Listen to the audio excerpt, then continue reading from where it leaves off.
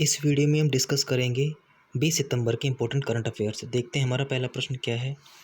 हाल ही में आयोजित Durand cup के 131वें संस्करण को किसने जीता? तो आंसर होगा बेंगलुरु फुटबॉल क्लब ने। बेंगलुरु फुटबॉल क्लब ने मुंबई सिटी फुटबॉल क्लब को हराकर डूरंड कप के 131वें संस्करण को जीत लिया। डूरंड कप फुटबॉल से संबंधित है। शुरुआत इसकी हुई थी पहली बार 1888 में खेला गया था।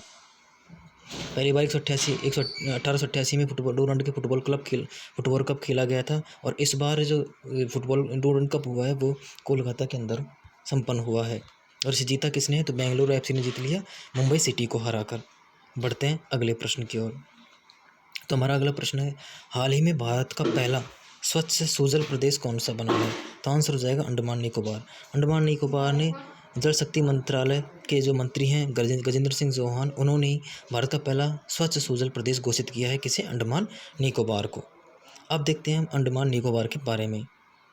अंडमान निकोबार इसका गठन हुआ था वो 1 नवंबर 1956 को हुआ था। यहाँ की जो वर्तमान में उपराज्यपाल हैं वो देवेंद्र कुमार जोशी हैं। हाई कोर्ट लगता है इसमें कोलकाता। अंडमान निकोबार है वो कोलकाता हाई कोर्ट के अंतर्गत आता है।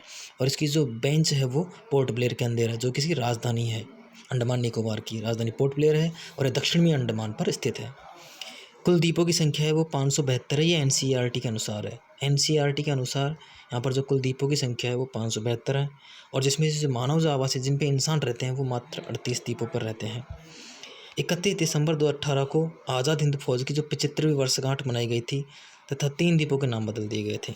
31 दिसंबर 2018 को आज़ाद हिंद फौज की 75वीं वर्षगांठ मनाई गई थी और उस समय पर यहाँ पर स्थित 3 द्वीपों के नाम बदल दिए गए थे। उनके नाम क्या क्या हैं देखते हैं आगे।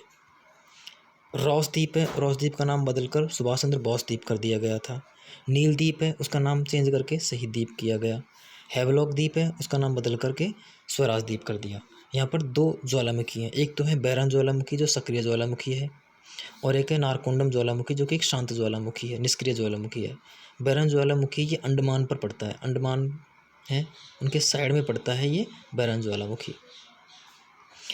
आगे देखते हैं अंडमान निकोबार की जनजातियाँ। तो यहाँ पर कुछ जनजातियाँ पाई जाती हैं, जैसे अंडमानीज अंडमान पर पाई जाती है, निकोबारीज, सेंटलीज, ओंग, ये जारवा यहाँ की पाई जाती है। मुख्य रूप से 5 तरह की जनजातियाँ पाई जाती हैं अंडमान निकोबार में।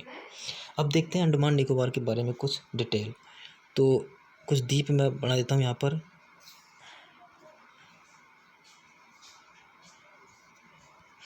छोटे छोटे बना देता हूँ।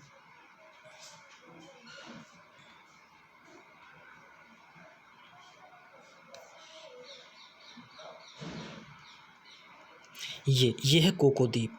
ये कोको द्वीप है, ये म्यांमार का है, म्यांमार का द्वीप है। ये है उत्तरी अंडमान, नॉर्थ अंडमान है ये है मध्य अंडमान, और ये दक्षिण अंडमान, जो इसको लैंडफॉल द्वीप भी बोलते हैं। और यहाँ की जो सबसे ऊंची चोटी है सैडल पीक, वो सैडल पीक है वो भी यहीं पर है। अंडमान की सबसे ऊंची चोटी है वो उत्तरी अंडमान पर है। फिर है मध्य अंडमान, और मध्य अंडमान के नीचे है दक्षिण अंडमान। यहाँ पर है पोर्ट ब्लेयर, जो पोर्ट ब्लेयर है वो दक्षिण अंडमान पर स्थित है। और यहीं पर सेल्यूलर जेल भी है। उस सेल्यूलर जेल के अंदर जब भारत आज़ाद जो गुलाम था उस समय स्वतंत्र नहीं हुआ था, स्वतंत्रता से पूर्व जितने भी भारत क्रांतिकारी होते थे उनको रखा जाता था सेल्यूलर जेल में, जिसमें से नाम आता है वीर सावरकर का। वीर सावरकर को भी इसी सेल्यूलर जेल के अंदर रखा गया था। उसके नीचे आता है, उसके बीच में जो कोको द्वीप है और ये है हमारा उत्तरी अंडमान, इनके बीच में जो चैनल है इसको बोलते हैं कोको चैनल। ये है कोको चैनल। उसके बाद में आता है लघु अंडमान। तो लघु अंडमान और दक्षिण अंडमान के बीच में एक चैनल है, यहाँ पर भी जगह है, इसको बोलते हैं डंकन पास, इसको बोलते हैं डंकन पास। उसके बाद में आता है लघु अंडमान और ये है, इसको बोलते हैं हम कार निकोबार। तो इनके बीच में जो चैनल आता है इसको बोलते हैं 10 डिग्री चैनल। ये है 10 डिग्री चैनल। उसके बाद में आता है कार निकोबार, उसके बाद में लघु निकोबार और है ग्रेट निकोबार। ग्रेट निकोबार के नीचे आता है सुमात्रा। तो सुमात्रा और ग्रेट निकोबार के बीच में जो चैनल उसको बोलते हैं ग्रेट चैनल। यहाँ पर है ग्रेट चैनल। और एक ग्रेट निकोबार के ऊपर ही एक चोटी और है, यहाँ पर एक चोटी और है, ये यहाँ की सेकंड सबसे ऊंची चोटी है, इसको बोलते हैं माउंट थूलियर। माउंट थूलियर यहाँ की सेकंड सबसे ऊंची चोटी है अंडमान निकोबार की। और इसका जो विस्तार है वो 6 डिग्री 45 मिनट उत्तरी अक्षांश से 14 डिग्री तक है। यहाँ का जो विस्तार है टोटल वो है ये है सुमात्रा द्वीप है, जो कि इंडोनेशिया का द्वीप है। भारत का जो अंतिम पॉइंट है, भारत का अंतिम बिंदु जिसे हम बोलते हैं इंदिरा पॉइंट या पिगमिलियन पॉइंट या पार्सन पॉइंट, वो भी ग्रेट निकोबार पर ही स्थित है। बढ़ते हैं आगे। लक्षद्वीप गठन हुआ था लक्षद्वीप का 1 नवंबर 1956। वर्तमान में जो इसके प्रशासक हैं वो प्रफुल्ल पटेल हैं। राजधानी है कवरत्ती। कुल द्वीपों की संख्या है 36, ये एनसीईआरटी के अनुसार है। और मानव आवासीय जो द्वीप हैं वो हैं 11। अब देखते हैं, और ये एक मूंगा चट्टान है, लक्षद्वीप है ये एक मूंगा चट्टान, कोरल द्वीप है ये। अब यहाँ पर भी कुछ द्वीप हैं, मैं उन द्वीपों के बारे में बातें करता हूँ आपसे। यहाँ पर एक द्वीप है, फिर उसके ऊपर एक द्वीप है, फिर यहाँ पर छोटे छोटे द्वीप हैं, और यहाँ पर कुछ छोटे छोटे द्वीप और हैं। ये तो है मालदीव, ये है मालदीव, ये है मिनिकॉय। मालदीव और मिनिकॉय, इसके बीच में जो चैनल है वो है 8 डिग्री चैनल। ये है 8 डिग्री चैनल। इसको बोलते हैं कैनानोर द्वीप। कैनानोर द्वीप या इसको लक्का द्वीप भी बोलते हैं। और इनके बीच में मिनिकॉय और कैनानोर के बीच में जो चैनल है इसको बोलते हैं हम 9 डिग्री चैनल। और ये इसको बोलते हैं अमन द्वीप। अमन द्वीप और कैनानोर के बीच में जो चैनल है इसको बोलते हैं 11 डिग्री चैनल। ये यहाँ पर कुछ चैनल हैं। यहाँ पर कुछ द्वीप हैं, जैसे अगती द्वीप है जो इसका एयरपोर्ट भी है, कवरत्ती द्वीप है, पित्ती है, एंड्रोथ है। यहाँ पर छोटे छोटे द्वीप हैं। यहाँ पर जो भाषा बोली जाती है बोली जाती है मलयालम भाषा। मलयालम भाषा यहाँ पर बोली जाती है मुख्य रूप से। यहाँ पर 95% सैफी मुसलमान हैं जिनको केरल से लाके बसाया गया, केरल से आके यहाँ पर बसे हैं। यहाँ पर इनको बसाया गया है। जो यहाँ पर जो हाई कोर्ट है वो एर्नाकुलम हाई कोर्ट है केरल का, वही हाई कोर्ट लक्षद्वीप पर लगता है, लक्षद्वीप के लिए भी है। बढ़ते हैं आगे। हाल ही में किसे 2021-22 के लिए राजभाषा कीर्ति पुरस्कार से सम्मानित किया गया है? तो आंसर हो जाएगा garden rich ship builders and Indian engineering limited. इसी को राजभाषा कीर्ति पुरस्कार 2021-22 से सम्मानित किया गया है। क्यों सम्मानित किया गया है कि राजभाषा का सर्वोत्तम आधिकारिक प्रयोग करने के उद्देश्य से ये पुरस्कार प्रदान किया गया है। Garden rich ship builders and engineering limited को ये पुरस्कार दिया गया है। ये कोलकाता में स्थित है। कोची शिपयार्ड लिमिटेड, इसी ने अभी INS विक्रांत जो भारत का स्वदेशी मालवाहक पोत है उसे तैयार किया था, उसे बनाया था कोची शिपयार्ड लिमिटेड ने। बढ़ते हैं आगे। हमारा अगला प्रश्न है, हाल ही में अंतर्राष्ट्रीय समान वेतन दिवस कब मनाया जाता है? तो 18 सितंबर को अंतर्राष्ट्रीय समान वेतन दिवस मनाया जाता है। उद्देश्य है महिला व पुरुषों के अंदर वेतन की विसंगतियों को समाप्त करना। इस उद्देश्य से 18 सितंबर को अंतर्राष्ट्रीय समान वेतन दिवस मनाया जाता है और इसकी शुरुआत 2020 से की गई है। बढ़ते हैं आगे। हमारा अगला प्रश्न है, सीमा सुरक्षा बल का महिला ऊंट सवारी स्क्वाड कहाँ तैनात किया जाएगा? तो इसे तैनात किया जाएगा भारत पाकिस्तान सीमा के ऊपर, इसको तैनात किया जाएगा और इसको प्रशिक्षण बीकानेर के अंदर दिया जा रहा है वर्तमान में, और इसे तैनात भारत पाकिस्तान सीमा पे किया जाएगा। जो BSF है वो भारत पाकिस्तान सीमा और भारत बांग्लादेश सीमा, इन 2 सीमाओं पर भारत की सुरक्षा का काम करती है। BSF है वो भारतीय गृह मंत्रालय के अंतर्गत आती है, जिसमें है CAPF, इसके अंतर्गत आती है। ये स्थापना होती है 1965 में। हेड ऑफिस है दिल्ली के अंदर और इसके जो वर्तमान में जो DG हैं वो पंकज कुमार सिंह है। बढ़ते हैं आगे।